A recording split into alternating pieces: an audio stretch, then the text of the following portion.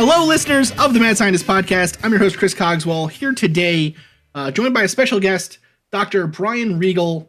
Dr. Regal, thank you so much for coming on the show here today with us. My pleasure. So, for listeners who don't know, Dr. Regal is an American historian of science, a skeptic, and a writer, associate professor of the history of science at Kean University in New Jersey. He is probably most well known to listeners of this show, potentially, because of his appearance on, the discussion of his work on Monster Talk about the Jersey Devil, which I hope we'll get into here a little bit today. But has also written many books, including recently The Secret History of the Jersey Devil, How Quakers, Hucksters, and Benjamin Franklin Created a Monster, and then, of course, Searching for Sasquatch, Crackpots, Eggheads, and Cryptozoology.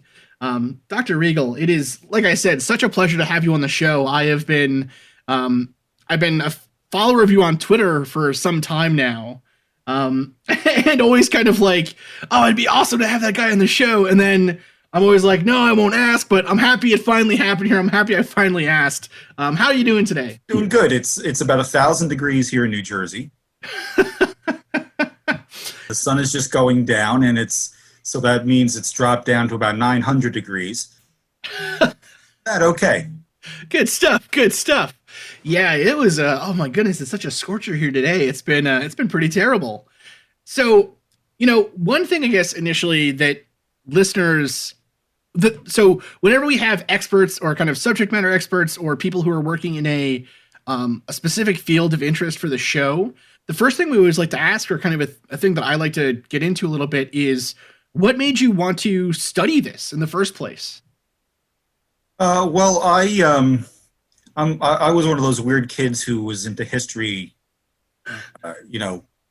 all the way back, and the problem I had was very few people in my world, except for my parents, thought I was smart enough to. Well, thought I was smart. I went to Catholic grammar school, and I had in the sixth grade I had a nun, Sister Louise, who was my nemesis in grammar school, who called me brain damaged in class in front of my classmates, and then told me I was the Antichrist. So I came out of a background that where no one was an academic. My father was a construction worker. My mother was a waitress. I grew up in Newark, New Jersey, in a neighborhood called the Ironbound. And then in '68, after the riots, we moved across the river to Kearney. And so there was no one that I knew in my world who did anything even remotely scholarly. To me, writers were these sort of celestial beings who you would see on the little black and white TV on the Merv Griffin show, or, wow, I really just aged myself right there by the Merv Griffin show. But no one. I mean, I didn't know anybody who knew anyone who knew anyone who knew anyone who knew a writer or a scholar or anything. I had one or two cousins who went to community college, but that was it. So I had no way. I had no idea how to go about doing this thing I wanted to do. And as I made my way through grammar school, then through high school, there were very few people in my world who thought I had any sort of chance to do this. I mean, I was told by my high school guidance counselor in my sophomore year that when I told her I wanted to go to college and be a historian, she said, well, kids like you don't go to college. So that, that's, just the sort of thing you want as a counselor. Who's going to tell the Antichrist he can't go to college? What is, come on, right? So what I decided, I had to get out. I wanted to get out. All I thought for most of my childhood was, how do I get out of this? So I decided to join the Army. I figured I'll go off and pursue the life of adventure on Uncle Sam's dime, and that's what I did. And but as time went by, I started having these thoughts. Maybe I could really do this thing. I read. When I was in the service, I was in the Armored Cavalry. I was a tank driver, and And when people meet me today, nobody ever believes me when I tell them that. I have to show them pictures. But I was considered like the egghead in my battalion because I actually took books with me on field exercises, and I had because I didn't want to get yelled at because they would yell at you if you brought books with you because you weren't paying attention to what you were supposed to be doing. And so I took an old 50 caliber machine gun ammunition can and washed it out and then made it into my little sort of traveling library. And so I could keep it in the bustle rack of the tank and no one would say anything because it was just an ammunition can. And so I started having these thoughts like maybe I could do this. But again, I really just had no idea how to go about doing it. And then eventually I left the service and I started trying to build a career as a commercial artist. I put myself, when I eventually did go to college, I put myself through school as a commercial artist here in New Jersey and North Jersey and New York. And originally I was an industrial design major. Okay. Yeah, well, I had sweet talked my way into a job at AT&T as a phone designer, a job I had absolutely no training in, but I could draw, and so I could draw phones. And right after I got out of the service, I figured I should get some art training, and so I spent a year at the Kubert School of Cartoon and Graphic Design in New Jersey, in Dover. And then after that, I went up to, I packed up all my belongings into my car and I drove to Providence and enrolled in the Rhode Island School of Design and wound up with a certificate in scientific and technical illustration. So I figured, well, that'll be my, that's going to be my career, and I'll just sort of keep this history stuff as a sort of secret pastime. And so I used the work I did at RISD to, like I said, to sort of con my way into a job at AT&T. And they said, well, look, you can be a contract worker, but you're never going to get a permanent job unless you have a college degree. And so I decided to go to school as an industrial design major because I figured that would help. And then a year after I got the job at AT&T, this was in the mid to late 80s. They went through a huge downsizing, and I got fired because, last hired, first fired. Mm-hmm. And so I had to do something. And so I decided, well, maybe this is the time to pursue this thing. So I changed my major to history. And, I was extremely lucky to have a few faculty members who sort of took an interest in what I was doing and really sort of helped me along. And, so finally now I knew people who knew how to go about doing this thing. And that when I said I wanted to be a historian, they didn't just laugh at me. They actually helped me. So I managed to I did okay and went to graduate school. And, unlike, as a graduate school is different from undergraduate because whereas an undergraduate, you can your ideas can kind of float around and you can think about this and you can think about that. But once you get into graduate school, you have to get really focused on what it is you're doing. And so my initial idea, I was always interested in science, but my initial idea was to do medieval science, history of science, in the Middle Ages and in North Africa and the history of Islamic science. And then they informed me about the dozen languages I would have to learn how to read. And, my language skills were never really my forte. And, I sort of struggled with, I can read a number of languages now. And if I get immersed in it enough, I can speak a couple. But that, I knew I would never be able to pass that part of the entrance exams to go to graduate school if I had to do that. And so someone suggested to me, well, you can do modern history of science. And so instead of a dozen languages, you'll only have to do like 3 or 4. And so I said, okay, well, that's for me. And, I got into that, and I was extremely lucky that I studied with a guy named David Cohn, who was a world-renowned Darwin scholar. And I was really interested in evolution, as I still am, and I've written a lot about it. And when I did my doctoral dissertation, I worked on this guy named Henry Fairfield Osborn, who was the longtime president of the American Museum of Natural History in New York. Really fascinating, in some ways confounding figure who he was in the late 19th, early 20th century, who somehow managed to combine a pro-evolution, we should teach children evolution in school, evolution is good for the country attitude with Christian fundamentalism in a way that's virtually unheard of today. Because today the whole science, evolution, religion debate is often framed in a very black and white kind of way. If you believe in religion, you believe in God and you hate science. If you believe in science, you hate God, which is a really sort of convoluted vision of what is really going on. And so I found this guy really fascinating. And when I was writing my dissertation, which became my first book, I kept coming across monstrous creatures and sort of weird fringe science, and I got really interested in it. I had been interested in it all along. As with many people of my generation, and I can't believe I just said people of my generation, we were enthralled by Leonard Nimoy and In Search of. Yeah, absolutely.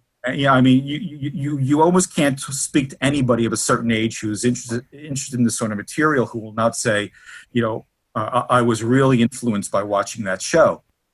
And so I thought, now that I'm Dr. Bry and I have this first book, I got to come up with a second book.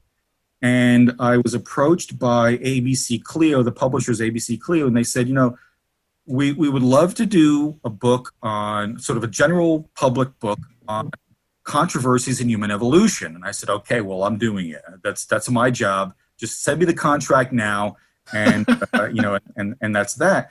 And so that was my second book, the Human Evolution: A Guide to the Debates, and which came out in 2003, I think, if I'm remembering correctly.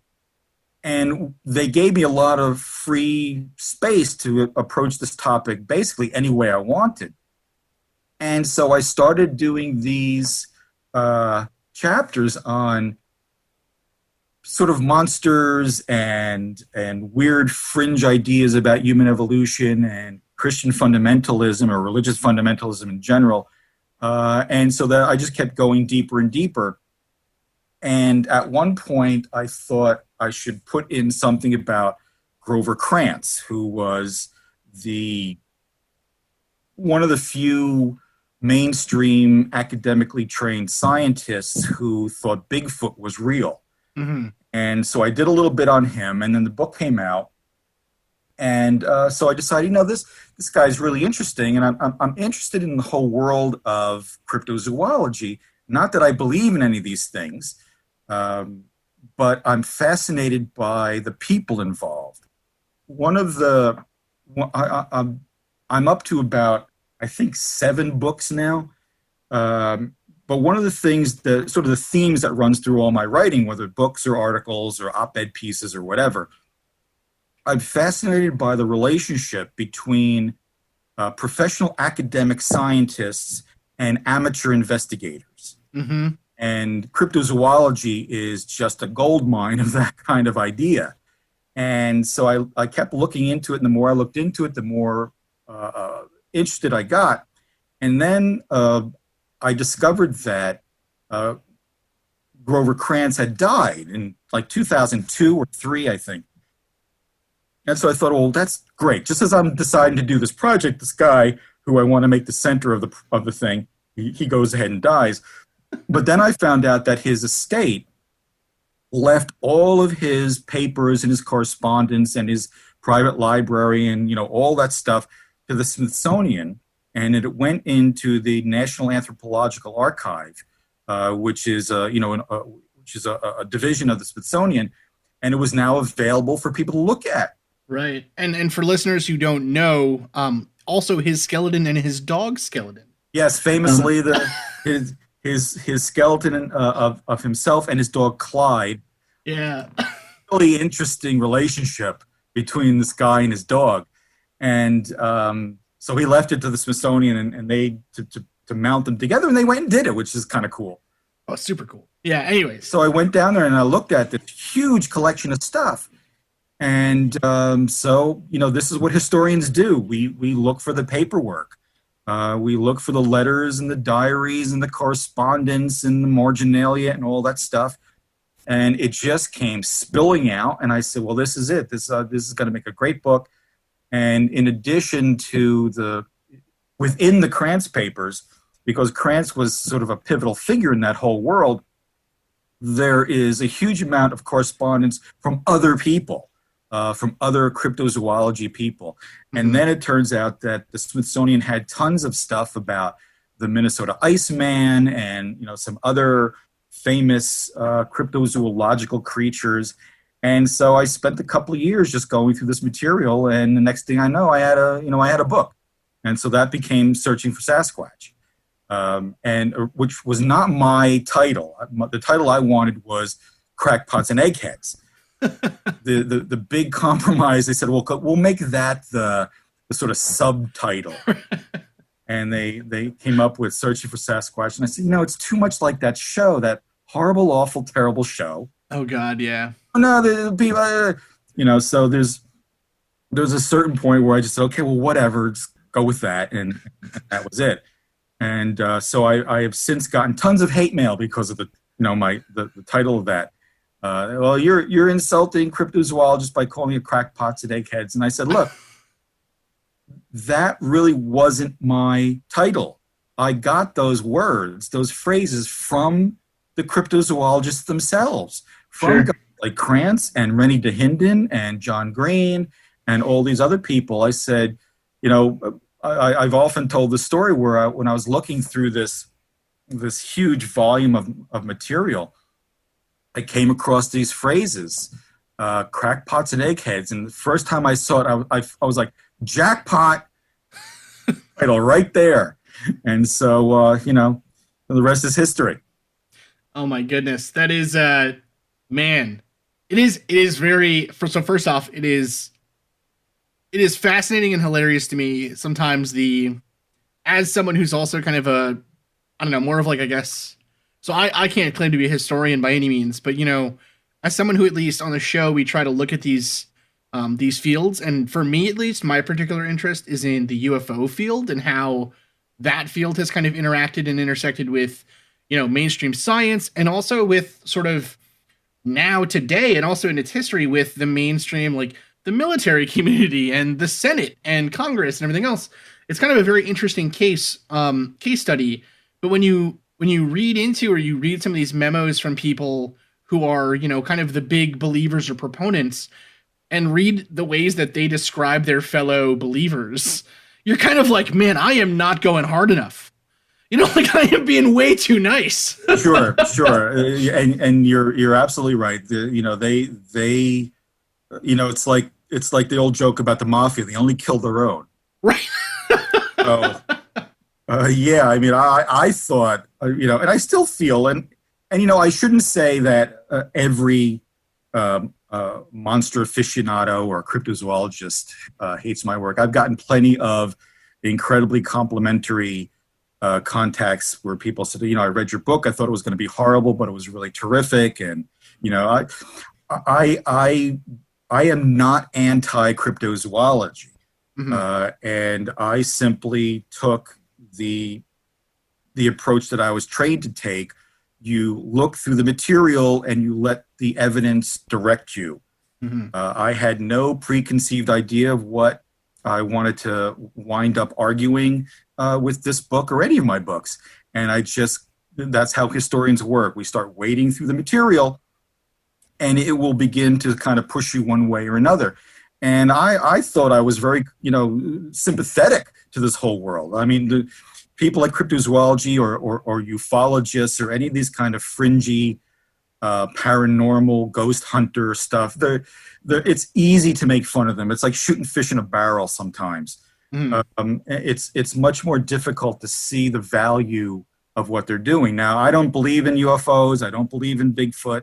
I don't believe in the Jersey Devil. I give a lot of public talks. I haven't done it in a while because of what's going on, but I've given dozens and dozens of public talks over the years at libraries and, civics groups and things about monsters and paranormal material. And I always start off by saying, look, for those of you in the audience who came here wanting me or expecting me to tell you that Bigfoot is real, or the Jersey Devil is real, or UFOs are real, I'm really going to disappoint you, because I'm going to tell you the opposite, because there's no evidence for any of this. And so, but just because there's no such thing as Bigfoot doesn't mean we can't learn something from this field.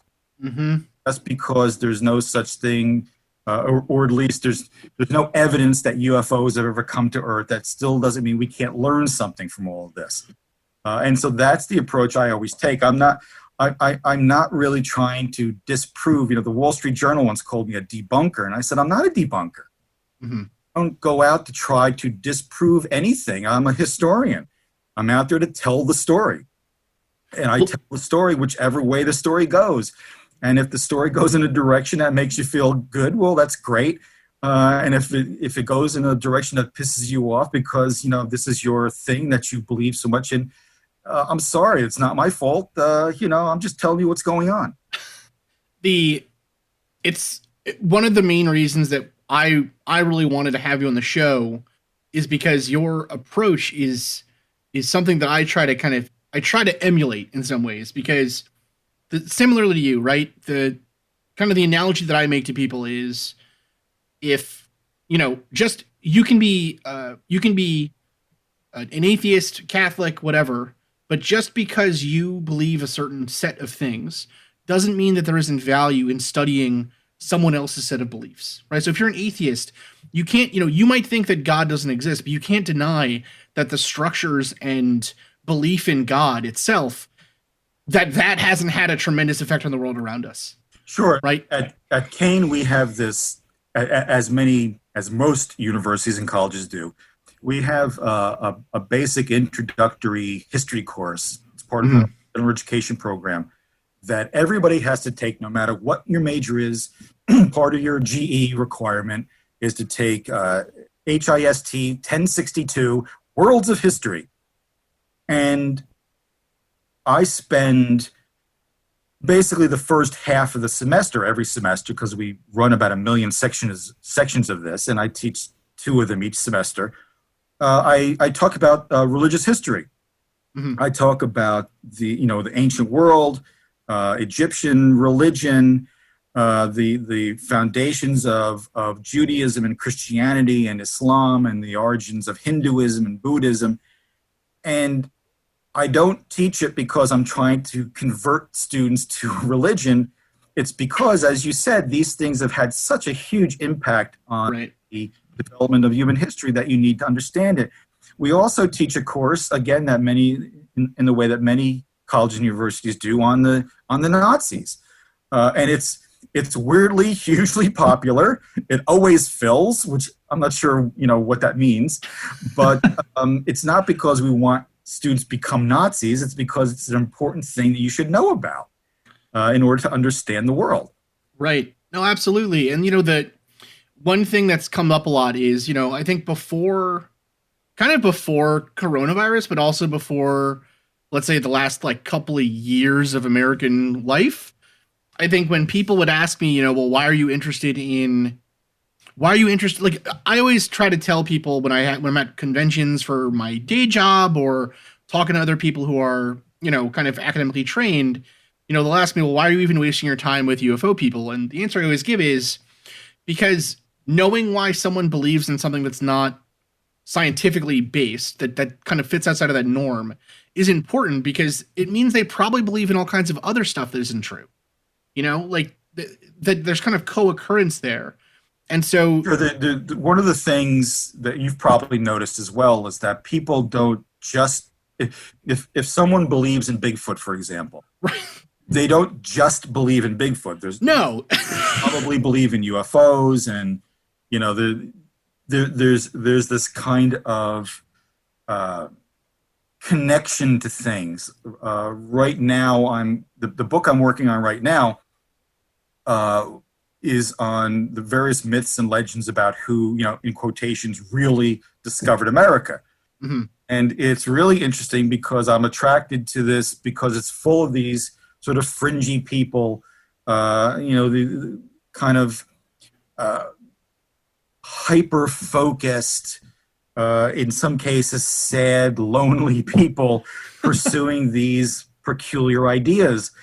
And what you notice about this is that there's always a kind of suite of beliefs that not every single person latches onto, but a lot of people do. And so if you're looking at these sort of non-Columbian ideas about who discovered America, you'll find white supremacy in there. Mm-hmm. You'll find, anti-government feeling in there. You'll find, if you start looking at people like anti-vaxxers and now we have, just when you thought anti-vaxxers were the biggest in the country, along come the anti-maskers. And if you sort of scratch that surface a little bit, and again, not every single person is like this, but if you start scratching that surface, you'll find conspiracy theorists and QAnon believers and anti-government types and racists and misogynists, and for a disturbing number of these believers, the farther you go, the darker and the more rotted these belief systems become. And so, while not every person who believes in Bigfoot is got a swastika hanging in their bedroom, there are certain threads which connect a lot of these things together. Yeah, it's one of those. It's within UFO world right now, there's a lot of that going around, which hasn't exactly been great. And I think for a lot of people, it's sort of I don't know if it's a shock necessarily, but like a show like Ancient Aliens, for example, right, which is based on all of these ideas that are sort of on their face. It's like a Google search away that, like, oh my God, this is kind of racist. Not kind of. No, right. But, like it's sort of like the way I was explaining it the other day to somebody was it's not like assertively racist in the sense that, like, you think or someone would think that is wrong to say, or that's something that's like, I would never do that. I would never say that. I would never do something that terrible. It's kind of like a passive sort of racism that people are just like, oh yeah, when you explain it like that, it is super racist, and that probably shouldn't be on TV anymore. I think the challenge that at least I know I've run into, and I'm sure you have too, is when you start, like, how you present that seems to be really important. So if you just sort of present that thing, or if you're just kind of, I am guilty of this all the time. Just kind of yelling at people on Twitter and being like, that's stupid. Like, don't do that. Right. That's so ineffective. So I wonder, kind of in your career so far, or when you teach these courses and things, or even in writing the books and speaking to believers, how do you breach that subject with them, that, like, this, what if this isn't real? Because I have yet to, I've had some of those conversations, and they usually go better than you kind of expect, I guess. But there's always, for every 10 of them you have, there's always one that kind of goes off the rails and is like, well, that's not true. And, you're talking like the reptilians aren't really there. And it's like, oh my God, dude. Right. Yeah. Yeah. I mean, I've done lots of public speaking gigs, and I've been lucky in that I've had people ask sort of strange questions, and like when I get asked to do the Jersey Devil talk, my Jersey Devil talk, I don't think I've ever done that where at the end of the presentation, this sort of ritual begins, and it happens every time. And thanks for all your questions, thanks for coming, and people applaud and all that. And then you get this little line of people who come up and say, want to shake my hand, say, I really enjoyed that. It's really, I never knew that aspect of this or that. And inevitably, I always get at least one person who will come up and say, dude, yeah, that's all. This was really cool and all, but, the Jersey Devil's real because I saw it. Yeah. Every single time. Once I had this 80-year-old woman, tiny little, lady on a cane, came up to me and said, young man, I really enjoyed your talk. Thanks for coming, but I know the Jersey Devil's real because I saw it in my yard once. And, so now what do I do? Do I, intellectually bludgeon an 80-year-old and tell her she's, you're crazy, Granny? I just say, oh, well, that's nice. Thank you. Cool. Thanks for coming. Mm. And but I've never had anyone really get too angry. I guess, my white male privilege sort of protects me a little bit from that. If I was if I was a female or if I was a person of color doing this, I'm sure the reaction would be different. Mm-hmm. Absolutely. But so I've had people write to me and say awful things. I've had people send me tweets and call me all sorts of names. In fact, I've taken to keeping a list of all the stuff I've been called online. Oh, we have our list too. Go. You give me your worst one, and I'll give you my worst one. Okay, let's see. I don't know if you can hear the paper. I can. We're getting. Okay, I'll give you. I don't know what kind of language I can use. Oh, any kind. Go ahead. Have at it. Some of the more interesting ones. I was called a PhD in used car salesmanship. I was called Professor Dope. Oh, nice. Which is kind of, I'm sure they didn't mean to be, but yeah, okay, sure. You sound like a Batman villain, kind of badass. That's cool. Yeah. A common elitist leftist douche. That's a common one. Well-educated moron, fake doctor, Professor Bumptious. I like that one because it's such an adorable word. Bumptious. That's interesting. Yeah, that's good. Liberal doofus, commie American hater, shill for big pharma, and that's another one. Let's see where else. America hater. America hater. Yeah, I was once called a typical typical socialist professor, and I don't normally respond. I've had interesting conversations with people who said, I really disagree. You don't know. Let me explain to you. That is, explain to me how I'm wrong. And I'll spar with people if they have a good conversation. But the minute you start, cursing me, that we're done. I'm not going to stand for that. So the guy called me a typical socialist professor, and I wrote back to him. I said, "Excuse me, sir, you're wrong. I am not a typical socialist professor. I'm an outstanding socialist professor." So that was kind of fun. There you go. The most puzzling, a guy called me Pontius Pilate once. Wow. That's a hell of an accusation, though, isn't it? Yeah. Oh my God. Maybe he was talking to your grade school teacher. I don't know, the nun or whatever. Mr. Louise, and yeah. So I didn't actually know before you said it what bumptious meant, but now self-assertive or proud to an irritating degree. It's sort of an archaic expression. So first off, that is if my wife finds out about that word, I'm done for. Right. But that's hilarious. That's like it's like Sherlock Holmes wrote to you. Professor Moriarty is upset with me for once again thwarting his plans. Oh my God. Oh, that's a good list though, man. So we did the only episode. So we have a lot of episodes where we touch on stuff that people don't like. The UFO stuff is particularly kind of heated, I think. Because I don't know why, just it is. And I guess because I'm the most involved in it. But we had one where we did a series on Morgellons disease, or we did an episode on Morgellons. And in the comments for that one, when it went up on YouTube, and normally our episodes don't really go on YouTube, so this was like a test to see how it would go over. Someone in the comments wrote, "Get to the point, fat boy." And that has been like my top, it's like the best. It is so cutting. And so, it's like, oh my God.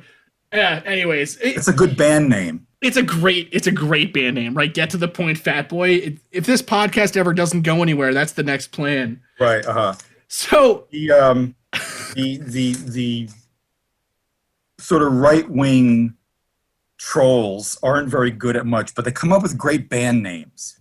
Oh my God. It's pretty intense. Have you ever, this is kind of something that I think we don't, I know at least in when we do episodes, we try to really talk about kind of the humans and the people who are being negatively affected by some of this stuff, right? And I think in the Bigfoot world, it's or kind of in the cryptozoology world generally, although you have people who are like spending a lot of money to go out there and hunt for Bigfoot and stuff, I don't know if that's necessarily it's not besides it being kind of a gateway to other trains of thought that are probably not helpful, like other conspiracy theories or even darker things like anti-medical beliefs or racism or whatever.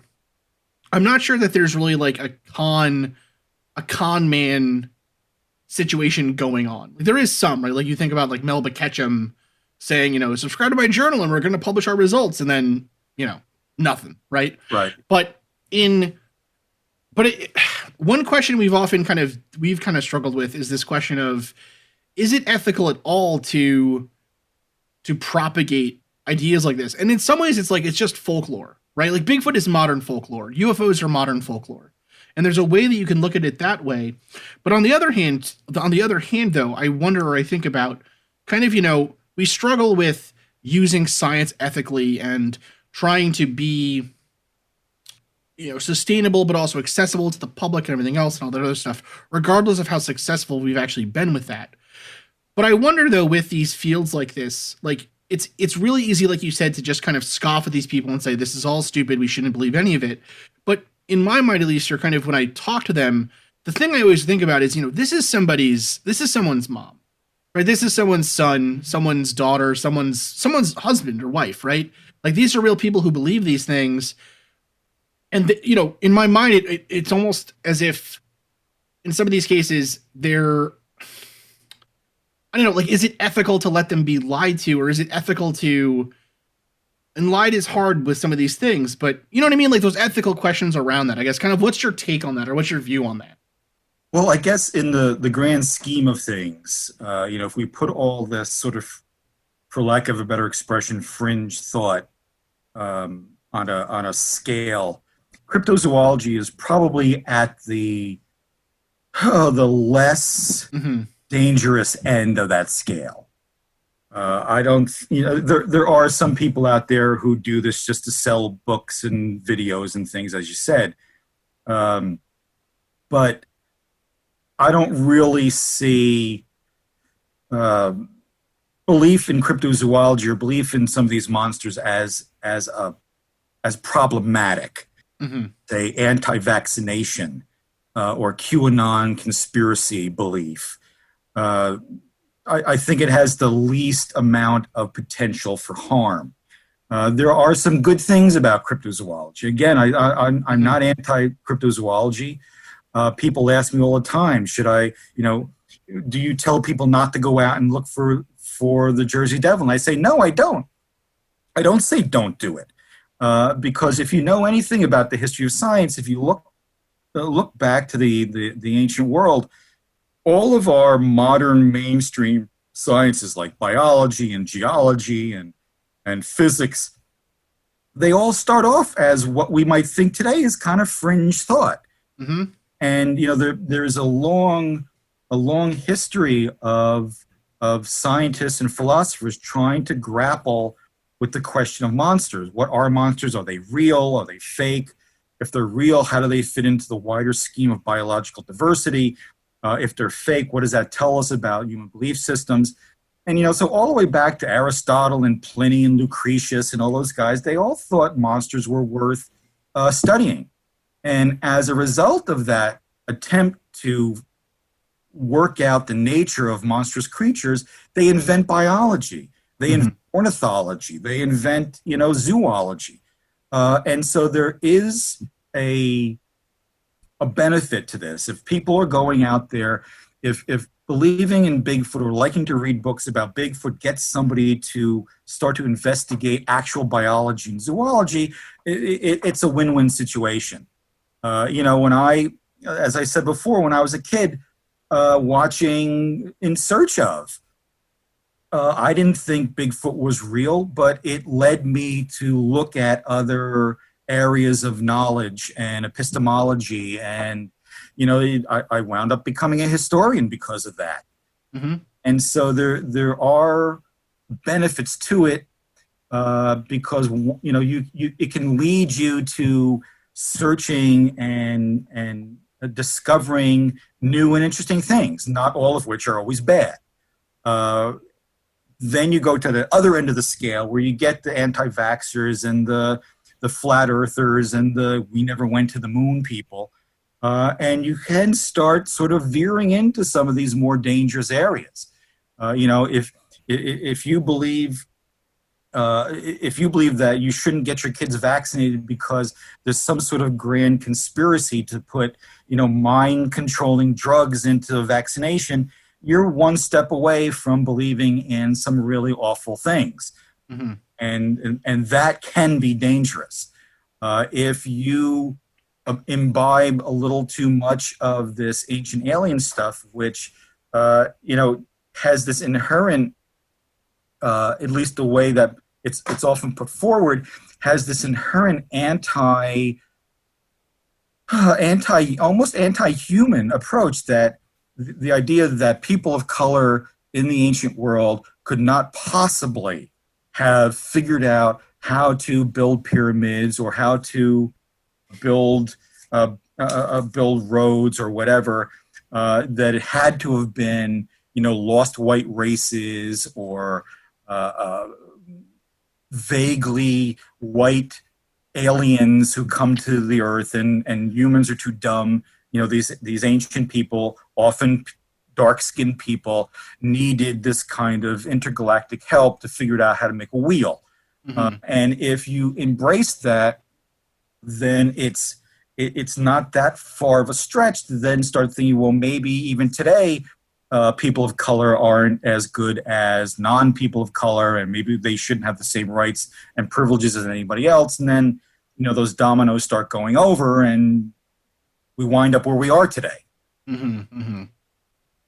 You know, it's funny that I completely agree with you there. The thing we always try to say is, or I guess, so for me at least, looking at this subject or looking at all these subjects, I almost see kind of a failing of the scientific community or the academic community to reach out to people. Because I'm very much so like you, growing up in kind of I grew up in Staten Island, you grew up in Newark, in that same kind of area of the world. I also grew up. I did not meet, like, the only probably person I met with a PhD was my the only person who was involved in science that I had met was probably my pediatrician. There wasn't Right. like a scientist to look up to and be like, well, how did you go to school? Like, what did you do? So I almost wonder if it's not the fact that a lot of these people that are into this stuff have just never met a scientist. They've never met a historian. They've never met a philosopher of science. They've never spoken about this stuff in a way to people where they, it's not that they don't want to learn. Like, I think if you're interested in cryptozoology, or you're interested in UFOs or whatever, that's not that far off from an interest in just plain zoology, right? Or an interest just in aerospace engineering or whatever. Right. So it's kind of, for me at least, it feels like a lot, and that's why we do the show, frankly. It feels a lot like these communities are just kind of left out, and it's, if they were given the tools to understand and put these questions in a more certain framework for themselves, right? If they had the tools to know, hey, this guy telling me that, quantum entanglement explains time travel and that's how aliens have been going back and forth to Mars or whatever. Like, you give that guy a 30-minute talk on quantum mechanics and he's going to be like, oh, that other guy doesn't know what he's talking about. But that's at least the hope, right? It doesn't always happen that way. But, so I really, like, I don't know. For me, that's kind of the feeling I always get. And I think giving talks and getting out there and having people like yourself, skeptics and historians and scientists and philosophers and just people thinking about this stuff seriously, getting them out there in front of the public and letting the public ask questions and talking about the stuff that you're doing, I think it's just so important. And I hope I don't know, I hope we see more of it, although now everyone's staying home because of COVID. But maybe someday we'll all be able to go back out there again. Yeah, well, the thing is, there are lots of scholars out there. There are lots of scientists, there are lots of historians, lots of archaeologists, literary people out there hammering away at this, and doing their best to try to spread this information. But part of the issue is that sort of, for lack of a better expression, mainstream media, which is a term which has come under fire, but it's difficult. For example, I've been on a couple of TV series about monsters, and the last one I did, which was called Mythical Beasts, I think it was called Mythical Beasts, for the Science Channel. They decided to have a panel because it was coming. This was a couple years ago. They decided to have because as a way of debuting the series, they somehow managed to get space for a panel at the Comic-Con in New York. And they said, "Oh, okay, well, you live right across the river in New Jersey. Do you want to be on the panel for Comic-Con?" And I said, "Yeah." And so we did this thing. It was a lot of fun. And for the listeners out there, if you want to see it, it's you can go to my webpage and the recording is there. But when the panel was over, we wound up having a standing room only crowd, which was interesting given the fact that across the hall at the very same time there was a Harry Potter panel going on, and so excuse me. So we had a good crowd, and it went really well, and people asked good questions and all that. And when it was over, a guy who was one of the producers on the series, a producer for the Science Channel, came up to me and said, it was really terrific. We really appreciate you coming over, and we think the show is going to do well, and yada yada yada. And so I'm standing there through. Well, I'll probably never see this guy again. Let me just take my shot. And I said, look, let's do a show. Let's do a series about this. And I gave him my 30-second pitch. And I said, let's do something about monsters that has never been done before in a TV show. Let's approach monsters. Let's approach the history of monsters as the history of the study of human hatred and fear. And I kind of, explained we could do this, we could do that. And he listened. And when I was done, he said, that is probably the best 30-second explanation I've ever heard of what the importance of cryptozoology is. And so for like a brief nanosecond, I'm thinking to myself, I did it. I took this shot. And he says, but you know what? Even if we made it, even if we filmed it, no network would ever show it. Yeah. So that's an issue that we have, that they know they can make.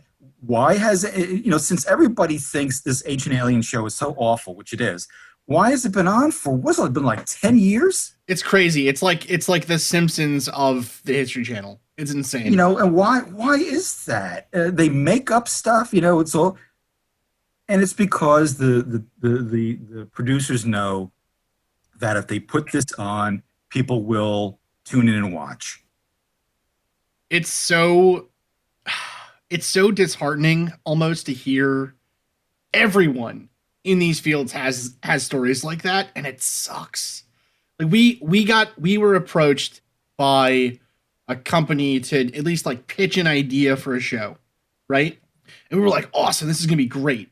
And so we pitched something, and the thing we pitched we thought was really cool, and it was sort of, we were talking about, well, let's just do a show on kind of the development of the idea of the UFO, right? So go back to like tell the story from the beginning, right? Of or at least from the written beginning as we see it in the West of, the nightmare and witchcraft and the witch's Sabbath and being taken from your bed then and all that stuff, right? To show the science or the history, show all of it really from top to bottom. And do it with experiments, right? Like do it with, okay, so that's a cool idea, whatever. What can we do to show, whatever, right? This is what ballistic motion looks like, something like that. And it was a little bit more concise and put together than what I'm explaining right now. But then the next week it came back to us and they were like, okay, well, this is what we thought of that would be cool.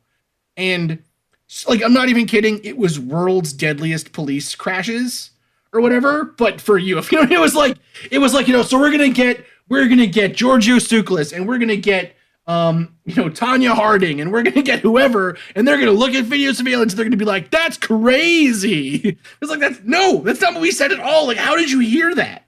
Yeah. Oh God. Yeah, I mean, it's incredibly frustrating. I know all these terrific archaeologists out there, New World archaeologists, who are driven crazy by this, the pyramid built by aliens and, Templars in Minnesota and all this sort of garbage, and which is a chapter in the book I'm working on.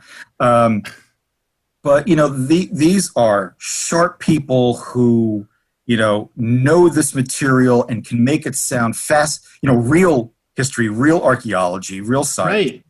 And they, the production companies and the channels won't run it because they don't think it'll make as much money as if they say, this week we're going to show you how, Leif Erikson made it all the way to Idaho. And it's incredibly frustrating because, like when I was a kid watching In Search Of, they made an effort to be accurate, to be factual. Mm-hmm. They were talking about controversial stuff, but they tried to include, they tried to present it in a kind of rational way. But, a lot of these shows today, little kids are sitting there and they're not getting that rational aspect. They're getting the sensational stuff.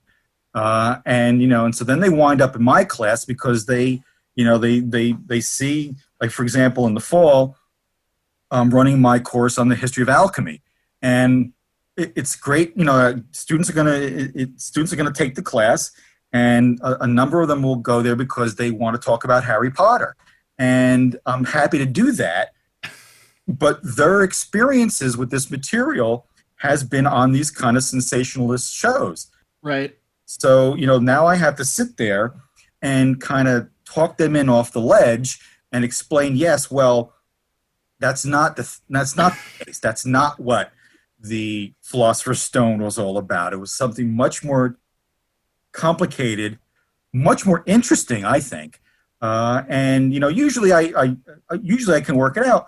But we wind up. I know a number of people who around the country who teach courses on pseudoscience the way I do, and sort of fringe ideas, and they'll all tell fringe archaeology. And they'll all tell you the first few weeks of the semester you have to spend, instead of delving in immediately into this really interesting stuff, you have to sort of talk the students back away from this kind of sensationalist view that, when you see on one of these shows where they say, well, the pyramids of Egypt and the pyramids of Mesoamerica and the pyramids of Southeast Asia and the pyramids of China, how could all these different people have built pyramids that look exactly alike when they had no connection? They must have had no, you know why? Because they don't look exactly alike. Right. They're and oh God, no, the different purposes, I last year in my Worlds of History, the freshman course, we talk about ancient Egypt because I know that's a hook. I can bring them in. Sure. And I'll start off, I do this bit, I do it every time, and I say, okay, I'm going to tell you now who built the pyramids of ancient Egypt. And I'm very dramatic. And I close the door to the classroom. And I say, I'm going to close the door because I don't want anyone to overhear this. Because in the wrong hands, this information can be explosive. And some of the students, they're adorable. They're sort of leaning forward because they think they're about to get this revelation. And I say the pyramids of ancient Egypt were built by, and then dramatic pause, were built by the ancient Egyptians. And then there's like this brief pause where they're trying to make sense of what I just said because they're expecting UFOs, lost races, giant. And and this sort of, oh, comes over the crowd. But then I begin to explain to them, excuse me, how the Egyptians did this. And the reason we know how the Egyptians built the pyramids is because they wrote it down. Right. I always, oh God, I'm sure you've seen this and I'm sure you've sent it to people yourself even. There's a video online of this guy and it was from like a History Channel documentary even, I think. This guy in Michigan like building his own Stonehenge. Right? And he just uses he's like, I'm just using like 3 pieces of wood. And he's just, using levers and like simple physics, right? And he's like, just like you move a fridge, like you can't lift a fridge over your head, but you can walk a fridge across your floor. Oh my God. So It's a kind of anti-humanist. 100%. Yeah. That again, that these ancient people, these dark-skinned, how did the people of Easter Island put these statues in place? Well, they figured it out. Right. They had nothing but time and nothing but people. Yeah. Just as intelligent as anybody else. They wanted to do this thing, and they sat down and they figured out how to do it. Right. Oh my goodness. Well, it's so funny. We're coming up here at the end of our time here together today. But seriously, first off, you're making me desperately want to go back to school to take some of the courses you're talking about here. If you go online, if you go to my Kane University webpage, I have web pages for every one of my classes, and on each web page is the syllabus, the readings, the PowerPoint slideshow for that particular course. So anybody, Kane is a state school; it's a public university, and so all this stuff is available. You can just go on. You don't need a special password or anything.